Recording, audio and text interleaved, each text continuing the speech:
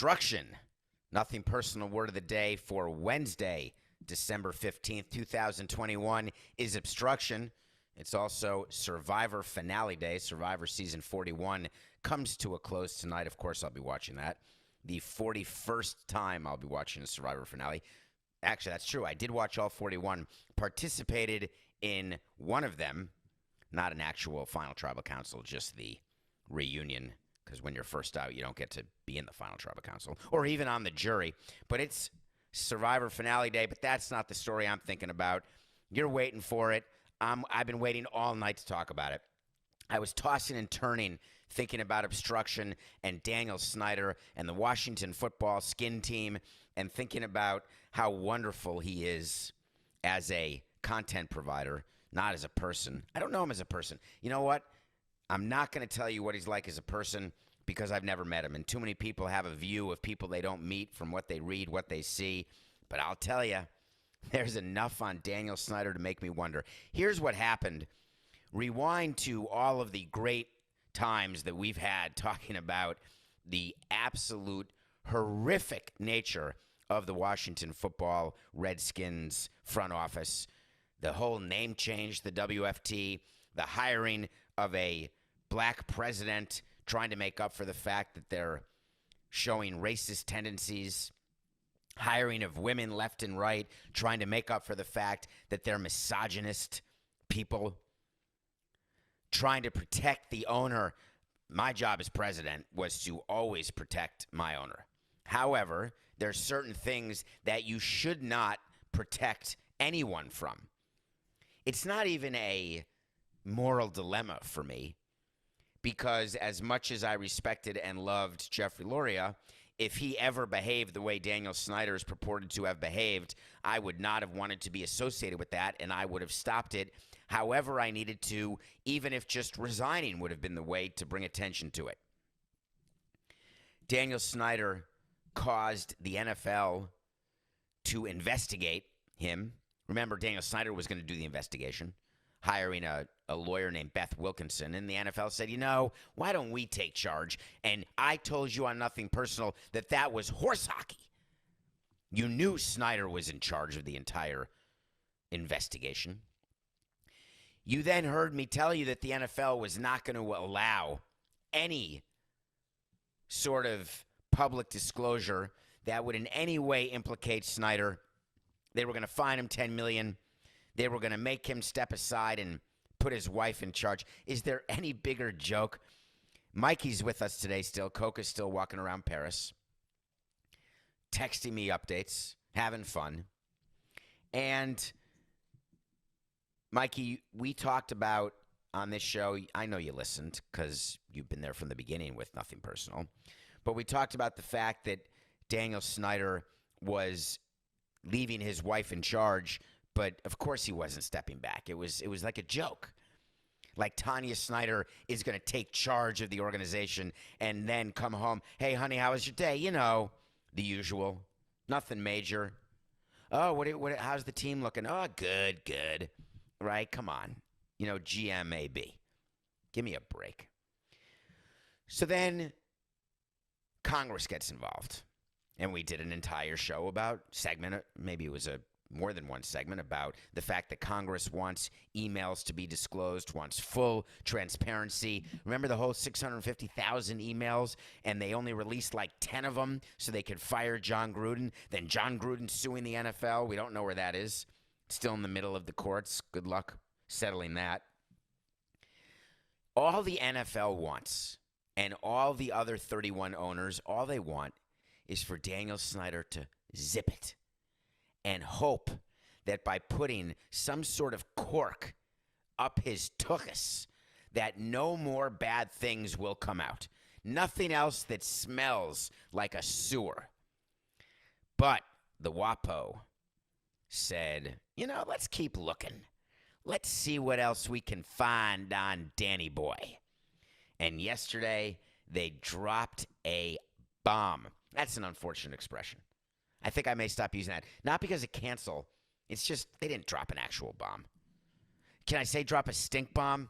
That's better because bombs kill people. Stink bombs just make you nauseous, right? I am nauseous having read it. Here's what happened and why obstruction is the nothing personal word of the day. Many years ago, here's what rich people do when they get in trouble. The first instinct, it's like when you go to the doctor and they take that medical tool and they knock the bottom of your knee and then you kick the doctor right in the jimmy, right? The reflex, the whole Duran Duran situation. When rich people are in trouble, the little tool hits the back right pocket, and it hits it, and then the reflex is to pay people to make it all go away. I know how to solve the problem of world peace. Money. Climate change, sea level rise, no problem. Money. Oh, you have a problem with workplace atmosphere? Money. Ooh, you've been harassed? Money. Ooh, you think you were let go incorrectly? Human resource violation? Money. Now, it's just a matter of how much money, but everything is about money. So many years ago, Danny Snyder was on an airplane, private, of course. He's not taking Delta. And apparently, he did something slightly unsavory, and I'm not talking about candy. Then the woman said, that didn't feel good. And he said, do you know what's going to feel good? $1.6 million. How does that feel? Ooh, that feels a little better. I never buy into that, by the way. I don't view women. Now, some people are in it just for the money, and some people would say that they will do things just to get paid. I've seen it happen at a ballpark where I've seen someone pretend to slip on something. I've seen it with my own two eyes. When you walk the concourse, you see a lot of stuff. Oh, I slipped. Give me a free hot dog. Oh, I dropped my ice cream. No, I literally watched what happened. You were not paying attention, and your ice cream cone fell. All right, a free ice cream cone.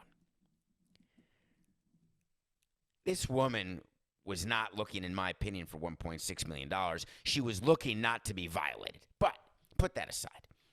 When you have the reflex, pay the money, and you're rich, it comes with a provision. The provision is take the money and run, Woody. However, that's Woody Allen, Mikey. Take the money and run, in case you haven't seen that, because normally Coca would be yelling in my ear right now. No one's ever heard of that movie. You can't just take the money and run. You got to take the money, sign, and run. And what you're signing is that, shh, I'm never going to tell anybody. And I'm not going to say that you did anything wrong, and you're not going to say you did anything wrong, but we're just going to not comment, and I'm going to take the $1.6 million, and I'm going to spend it, do whatever I want with it. Okay? That's called hush money, is one way to say it. In legal terms, that's not a legal clause. You don't put in the document hush money. It's called a non-disparagement clause, a non-disclosure clause, where terms of a deal stay confidential. But then Beth Wilkinson got involved, trying to investigate Daniel Snyder, see what happened. And it is brought to her attention that there was this issue years ago that caused a $1.6 million payment.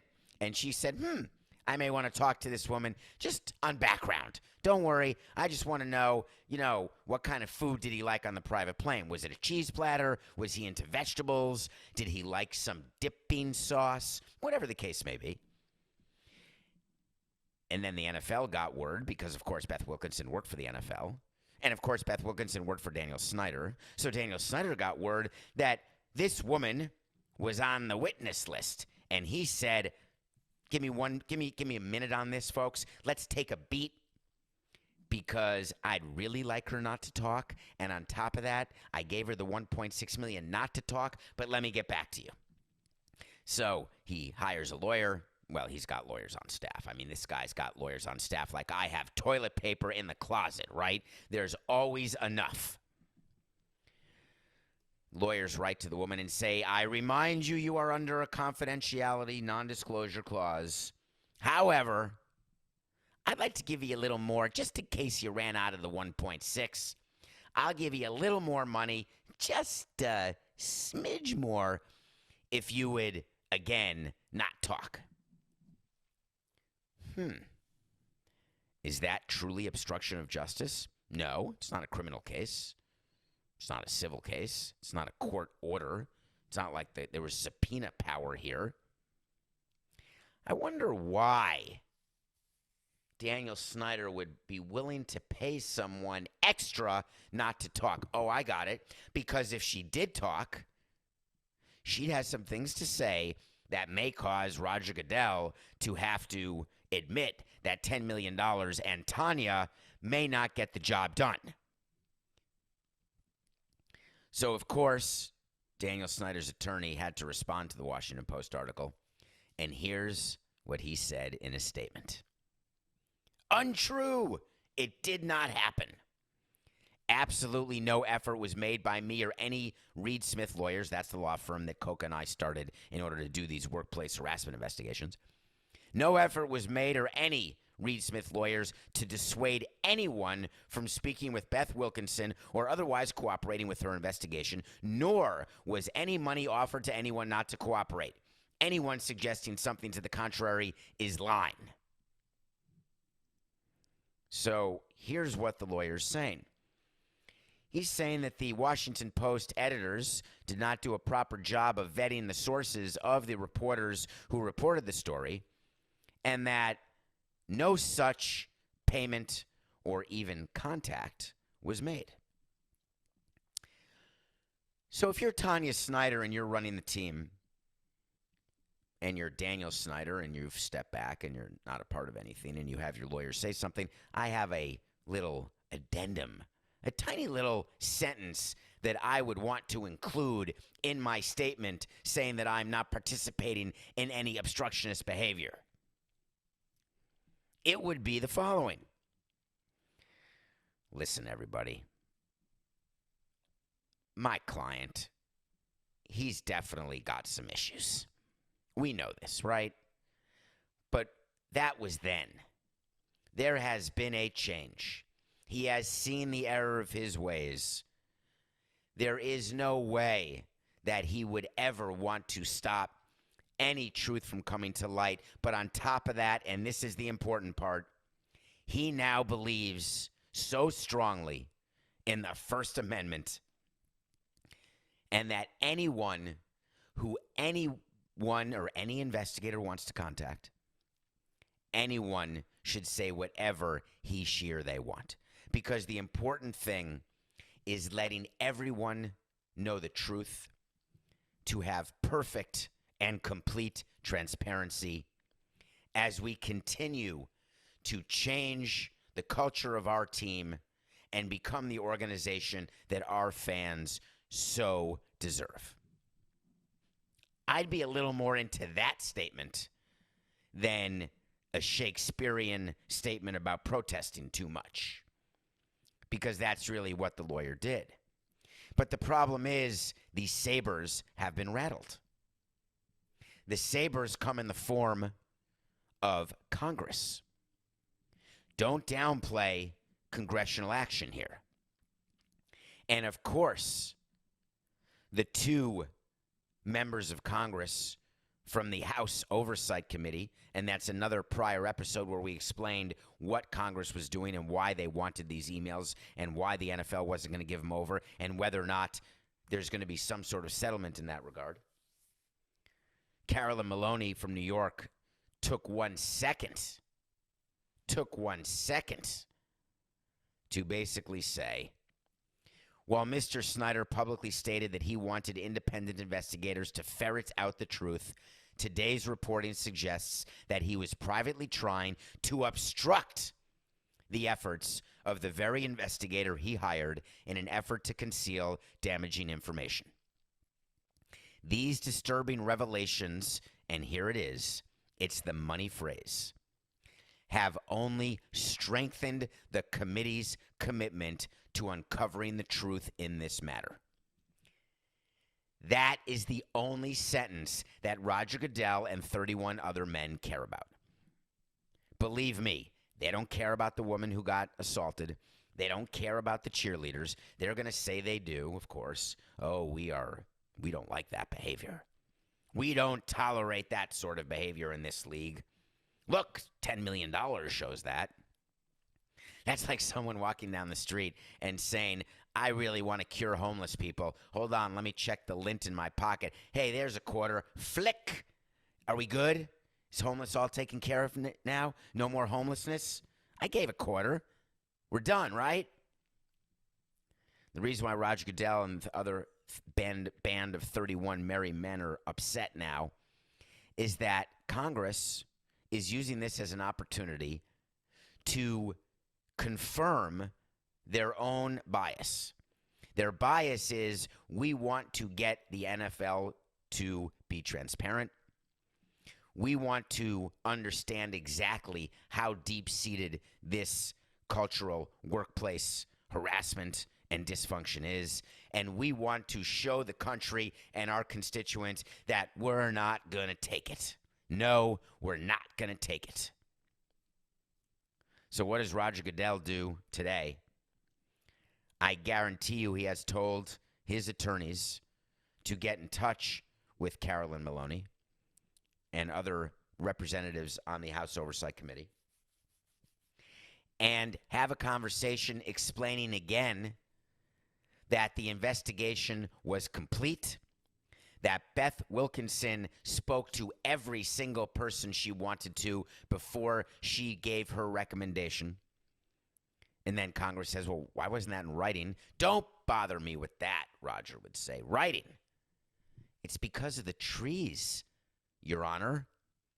We don't want to cut any more trees down because do you know how much we care about forestry and the environment? Why would we ever put on paper what was discovered when you can take my word for it? It's not going to work. Congress is now emboldened. So now Roger Goodell hangs up with Carolyn Maloney. It's not really going to be him. It'll be his deputy. And then he calls J Squared, his go-to guy. Hey, Jerry, how bad is this? Talk to me. Do we need to find him again? Do we need to start looking for a buyer? Hey, John. I'm picturing John as Roger's assistant. Hey, John, can you get Bezos on the phone? We got just a quick question for him. Is he willing to go to 5B to buy the team, or does he not want a team? He really does want a team, doesn't he? All right, get me Jeff on the phone. Hey, Jeff, any chance you want to make Danny Boy an offer here that he has to take because it's so ridiculous? I mean, listen, you've got 165B. Just take 5 of it, right? It's 3%. I promise you your team's going to go up in value. I'm going to work so hard to make sure that happens. Well, Roger, how can it go up from value when I'm paying twice the price? No, I'm telling you, we're going to get new TV deals. We're going to expand to more teams. We're going to London with Shaka Khan. Everything is going great. Oh, I feel for you, Roger. But I'll tell you, I don't want to buy the team. All right, thank you. Hey, Jerry, do we want to make him sell? Should we auction it? Like, what is your thought here? Roger, I can't have you force Daniel to sell because I don't know if you know this, Roger, but there's 20 other teams where the owner is that big a problem. And it's not just about meddling. It's about all the things that they've done that they don't want to get in trouble for. Come on. How disappointed are you all as fans? That would be my question. As a fan of the National Football League, as a fantasy-playing CBS lover who gambles and watches games, how disappointed are you? That's really the conversation that goes on after they decide they're not going to make Snyder sell because they didn't hit the third rail. It's not like it's racism. It's not Donald Sterling territory. It's not Marge Schott territory, the former owner of the Reds. He's not proclaiming his love for Nazis. It's not Mel Gibson territory, for crying out loud, Meatloaf. It is simply not treating women right. That's like a Wednesday. But as fans, you actually have a say in this. Because how willing are you to boycott the NFL because you don't like the way the owners act? How willing are you to boycott the NFL? And I mean meaningfully boycott the NFL and its sponsors. because you don't like the behavior of the owners or the fact that the Rooney Rule is violated every time by every team, or the fact that players are beating up their wives and girlfriends and brandishing guns and driving drunk and burning people alive. How much do you actually care, or do you simply notice it, think about it, dismiss it, and the sun rises and you move on? Do you think that team owners don't realize the way you are? Do you think that as a team president, I didn't spend hours of my day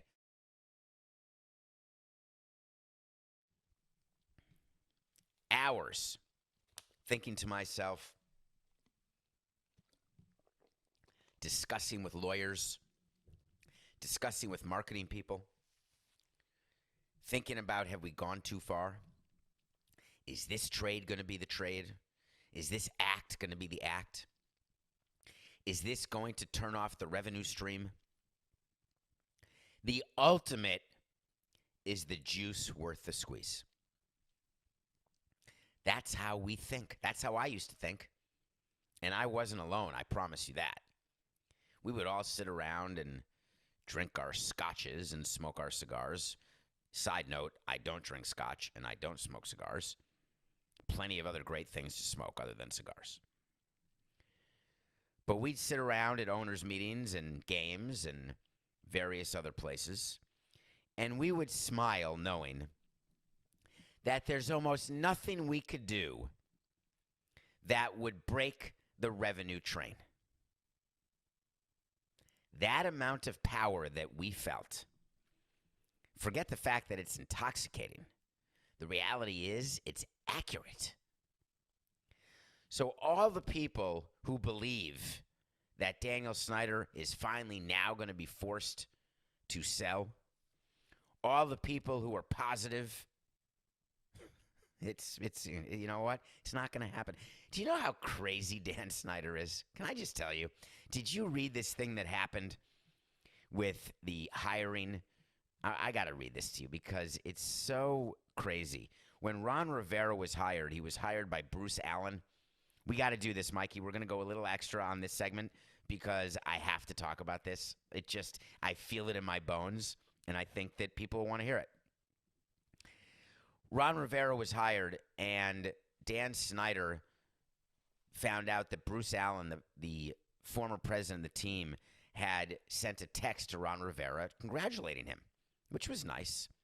Dan Snyder purportedly got insulted that Bruce Allen did not send a text to Dan Snyder congratulating him on the hire.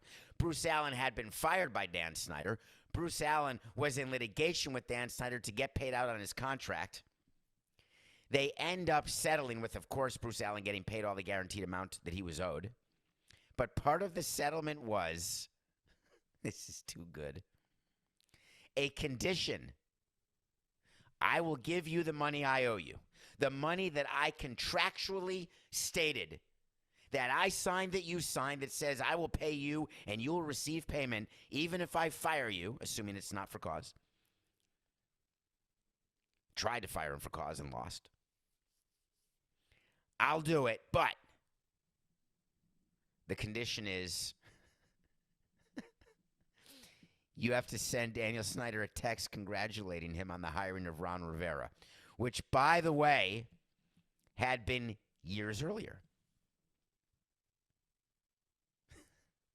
In the actual discussion of this settlement, it was back and forth communication by the lawyers who were negotiating the settlement between Bruce Allen and Daniel frickin' Snyder that I understand that Mr. Allen has agreed to send a text message to Mr. Snyder stating congrats on the hire. 7 months after the hire. Turns out, apparently, Bruce Allen never sent that text but did get his money. What kind of man? How big an ego does Danny Boy have to have?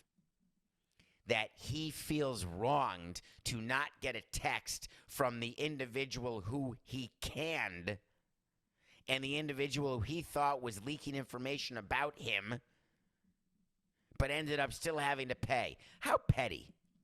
I've been around plenty of billionaires in my time, plenty of millionaires, plenty of people who thought they were millionaires, plenty of people who dreamt of being millionaires.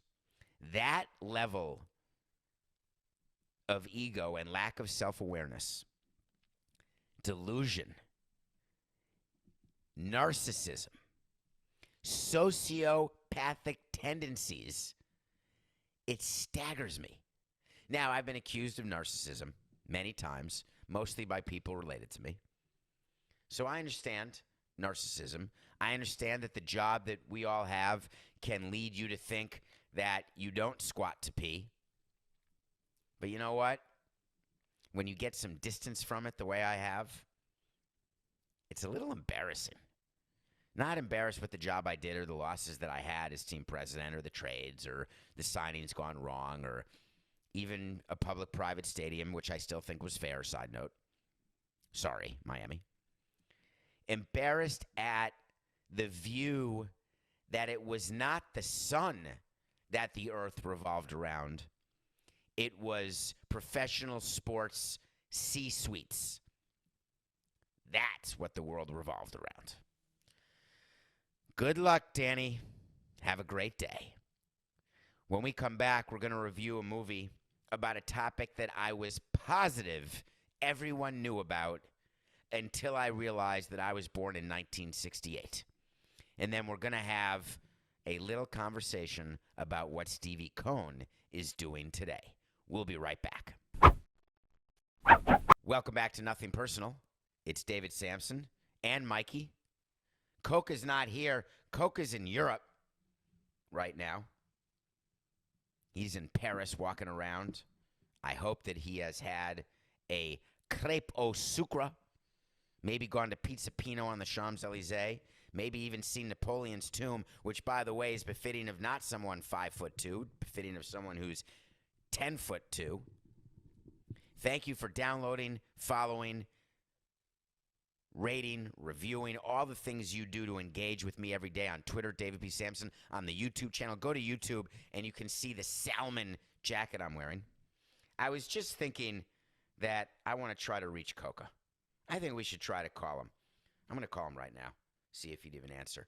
Look, if you're watching on YouTube, we're FaceTiming Matthew Coca right now. In Europe, he's on WhatsApp. I don't know if he has Wi-Fi right now. Oh, he's right there. Coca, you are live on today's Nothing Personal. He's in a mask in Paris. Get to YouTube and watch this. How are you, Coca? I'm good. So, are you having fun in Paris? Yeah, we just got back from a very long walk. You just got... We saw the Louvre, but we saw the outside of the Louvre, not the inside, the outside. Coca, I hear the European sirens in the background, and I would just like to tell you that the best part about the Louvre is actually what's inside. That's where they actually keep the art, not on the outside.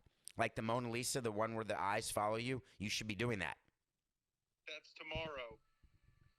Okay. That is tomorrow. All right, Coca, have fun in Paris. Thanks for answering. Goodbye. That's it for Coca. Hey, Mikey, he answered. That was not... Now, I know you know this about Nothing Personal. We do 45 minutes every day. We never know what we're going to do. Coca didn't know. He's not doing the show. Mikey is. And so now I said to Mikey when we were preparing for the show, I said, maybe we'll be in the mood to call Coca.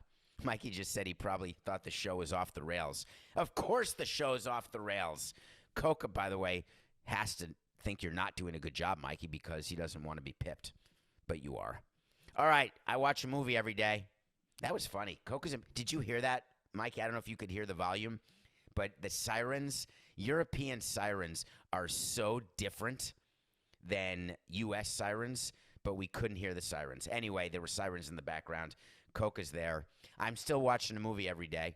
The Golden Globe nominations came out yesterday, I think, and then I read that the Golden Globes are not going to be on television because of the non-inclusive nature of the Hollywood Foreign Press. Like, that's a shock. All of a sudden, Hollywood discovered, and NBC, the network, discovered, the Hollywood Foreign Press, it's only a bunch of people who love payola, who get bribed by the actors and studios to get nominated and win. It's only a bunch of outliers, and NBC said they're not very inclusive, so forget it. But then the Golden Globes announced their nominations with, who was it? I think they got Snoop Doggy Dogg. Snoopy? What is his name? The guy who gets high all the time and he does those beer commercials. Mikey, what is his name? Snoop Dogg. Yes. Oh, my God, I feel old. Was his name ever Snoopy Doggy Dogg, or am I making that completely up? Mike, was he ever known as that? Oh, it's just in a song? Okay. All right, so it's Snoop Dogg. He announced the nominations, so I'm all into it because I love award shows. I love award season. I love movies. And then NBC said, we're not showing that. Instead, that night on January 9th, I think it is, the Critics' Choice Awards will be shown, and they announced their nominations too that day. They're trying to take over, which means they're trying to get a television broadcasting deal. But if I'm NBC and there were 17 people watching the award show, I would probably rather have another NFL game or maybe just a camera inside the reality show that is the WF Skins front office. But a movie that is getting some awards attention from the Critics' Choice, a potential Academy Award nomination, is called The Eyes of Tammy Faye, starring Jessica Chastain and Andrew Garfield, who's had a tremendous year playing Jim Baker in The Eyes of Tammy Faye, and also Jonathan Larson in Tick, Tick, Boom. I thought everybody knew who Jimmy Baker was and Tammy Faye Baker. And I'm wrong. Have you guys ever heard of Joel Osteen? We've talked about him on Nothing Personal. There is no Joel Osteen without Jimmy Baker. They're evangelists. They are criminals. They take your money and tell you they will cure you. They take your money and tell you that they are the key to your salvation. I will make you right in the eyes of our Lord for $25.69. Tammy Faye Baker was this unbelievable caricature of a woman. And this is about her story. And it's a really, really good movie with a performance by Jessica Chastain that is Academy Award nomination worthy. She turns into Tammy Faye Baker. She's the one, if you go Google her, she'd wear tons of eye makeup. She was just a little bit Alexis, right? Just a little bit off. Not that Alexis is off, because she's not, and I'm talking about Schitt's Creek Alexis, or any Alexis. I've known a lot of Alexises. None of them. Why was I even talking about Alexis? I have no idea. Just a little bit off. Just a little bit Alexis. Mikey, help me. Oh, thank you. The Eyes of Tammy Faye. Okay. I'd see it. You're going to like the movie. Are you concerned about sports right now? I'm slightly concerned about sports. I have some concern that there's going to be another shutdown because everyone's got COVID. We listened to the episode yesterday. We covered it. But every single day, more NFL players, more NHL players, more NBA players. Now it's Harden of the Nets is out. Odell Beckham. How about Odell Beckham, the guy who said, I'm not going to get COVID. I don't respect COVID. COVID doesn't respect me. We're going to stay far apart. Well, they're so far apart that they're now together. But the commissioners are definitely meeting with owners. They're having calls, figuring out what to do. People are calling for a pause in the season in the NHL and NBA. The NFL will not pause its season, I promise you that. The NBA could. I just don't think they will. I'm not calling for a pause the way it happened after Gobert. I think that the rules are going to be more formally not just stated, but also enforced. I feel as though that the broadcasters and the leagues have gotten together and said, we're in for the Omicron. It's going to happen. There's another wave coming. But we're going to make sure that people are vaccinated. We're going to make sure they're boosted. Both the NBA and NFL have changed the definition of what it means to be vaccinated if you're a player. You've got to get boosted. So I believe that you will not see any pauses. You will see more postponements. So while the sports world may be teetering, it's not going to fall. All right, it's time for a Wednesday Major League Baseball lockout update. Play the music, Mikey. Do you have the music for the lockout update? Here it is. And that's your daily update for the MLB lockout. But teams are still doing stuff. They're signing players to minor league deals. Remember, minor league players or any player not on a 40-man roster right now, they're not being locked out. Teams are not forbidden from signing those players. So you're reading a lot of teams signing players to minor league deals. Actual free agents who are of major league caliber, who normally would not take a minor league deal but would take a major league deal, which means a roster spot, which means guaranteed money. None of those players are signing. It's sort of the players at the end of their careers or players in the middle of their careers who just stink.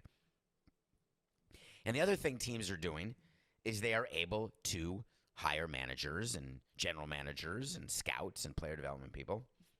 And our main man, Stevie Cohen, is now at the point where he is interviewing managers. Here's what owners do when they want to say they've given power to their new GMs. Billy Epler's the new GM of the Mets.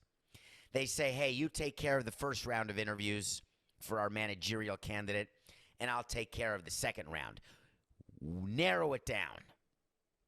So Billy Epler interviews a bunch of people. Bob Guerin got interviewed.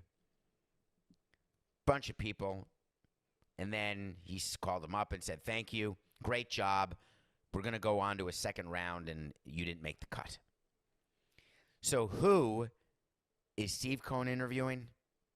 Joey Espada, who worked with me for years with the Marlins, a manager in waiting, a great infield guy. For whatever reason, he has not been named a manager yet. He's a young man, 46 years old. Will get an opportunity to manage. And Buck Showalter, the 65-year-old relic, the control freak, is also in the second round with the Mets. Articles have been written that he is the favorite to be named the manager. And I just want to give you a little inkling as to how that interview goes. So Buck Showalter comes in to meet with Steve Cohen, sits down. Good to see you, Steve. Hello, Buck. So, Buck, what is it that you think our organization needs to succeed? Nah, don't answer that.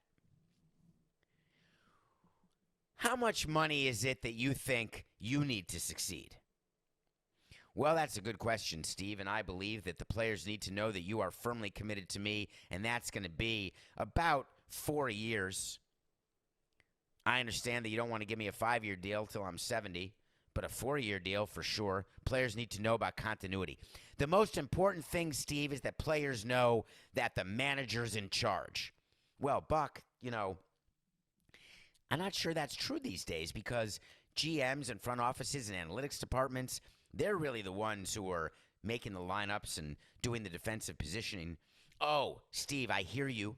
I understand that, but no, that's not really how I work. The way I work is this.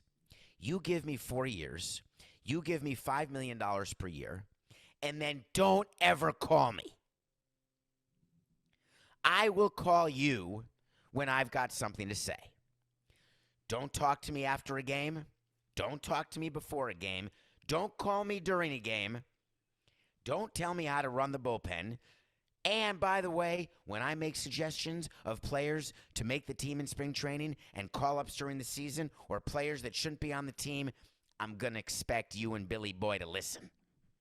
Am I clear? Let's face it, Steve. I've got the leverage and you don't. I don't want to beat around the bush. I don't got time. I'm 65. Meanwhile, 65 is not old, might I add. I'm closer to 65 than I am to 40. Oh, Mikey, that may be the end of the show right there. I can't possibly. Is that true? Hold on, I'm doing the math. 12, 13. It is true. I can retire. Is retirement age still 65? I don't know what it is. I'm not retiring. You're stuck with me on nothing personal. Oh, sorry. Let's get back to what Buck was saying. Not only am I in charge But I'm asking you the question, Steve. What's our payroll next year? Oh, good answer. Thank you. What's it the next year in 23? Okay. 24? I don't know, Buck. Yeah, you do. I need a number. Buck Showalter's the type of manager that Steve Cohen will not be able to live with. Except he's the exact manager who Steve Cohen is going to hire because he wants you to believe that he can live with him. That's the beauty of the way we manipulate you as fans. Steve Cohen gets to say, listen, I run it. Did you see in the article when they talked about what time the interviews are? This made me laugh. They did the interviews late in the day so Steve could still do his day job at a hedge fund as though he's trading stocks with clients and is unavailable from 9:30 to 4 o'clock when the market's open. It's such PR horse hockey that I can't hardly believe it. Oh, I don't have time. I can't really meet a manager until the market closes because I've got responsibilities, and I want all Mets fans to realize that I'm not going to get involved in that way. No chance, Toilet Pants. I'm the owner of your dreams. I don't meddle. So he can't meet them until the afternoon. It's like a joke. And then he gets to have a press conference and not go to the press conference. Let Billy Epler do it. Another example of how Steve is letting everyone do their job, trying so hard to make sure you realize that he's not involved.